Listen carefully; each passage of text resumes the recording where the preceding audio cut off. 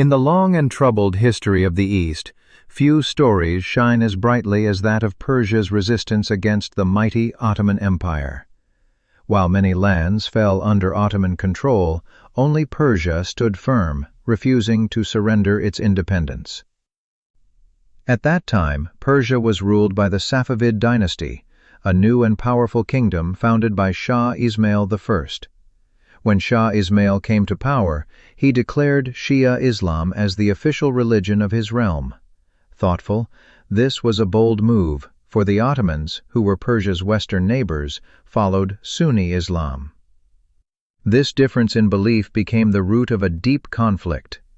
The Ottomans, proud of their faith and power, could not accept a strong Shi'a state so close to their borders, and the Safavids, determined to protect their throne and faith, were forced into many wars.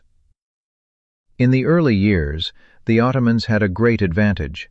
Their army was large and well armed, using cannons and guns that the Safavids did not yet have. In the famous Battle of Chaldiran in 1514, the Ottomans defeated the Persian army and caused them great loss. Shah Ismail himself barely escaped, and his aura of invincibility was shattered.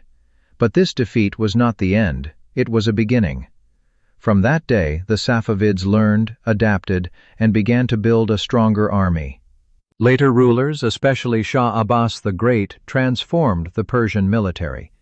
He reduced the power of the tribal Qizilbash warriors, who had once been the empire's main fighting force, and created a new army trained and paid directly by the state. He invited foreign advisors, purchased European cannons, and built a modern fighting force capable of standing against the Ottomans and other threats. The Safavids also made clever moves outside of the battlefield. In the border cities near Ottoman lands, they spread Shia beliefs among the people. So when the Ottomans captured these cities, they found themselves facing resistance from the very people they thought they had conquered. Religious identity became a powerful tool of resistance. The land itself was also on Persia's side. The regions of Azerbaijan, Kurdistan, and Iraq were filled with mountains. These rough and rocky lands made it difficult for the Ottomans to use their heavy weapons. Unlike the flat fields of Europe, the hills of Persia slowed their progress and weakened the impact of their artillery. At the same time, the Ottomans had many other enemies. They were fighting in Europe against powerful states such as Spain, Venice, and later the Austrian Habsburgs. Their soldiers and supplies were stretched thin across many fronts. The Safavids took advantage of this, winning back lost cities whenever the Ottomans turned their attention westward.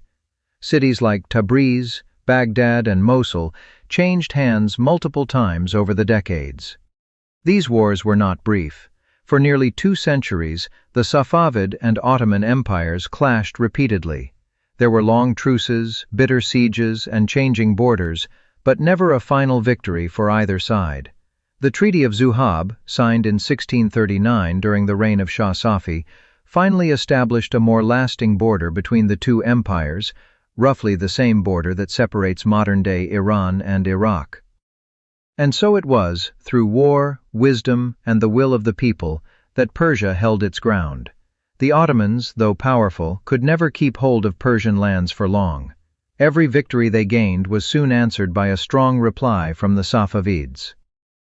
More than just a political rivalry, it was a struggle over faith, identity, and sovereignty.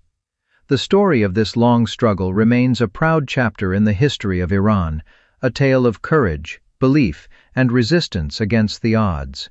It marks the rise of Shi'a Islam as a defining force in Persia, and it shaped the region's history for centuries to come. In standing against the largest empire of the Muslim world, the Safavids did not merely defend a border, they defended an idea.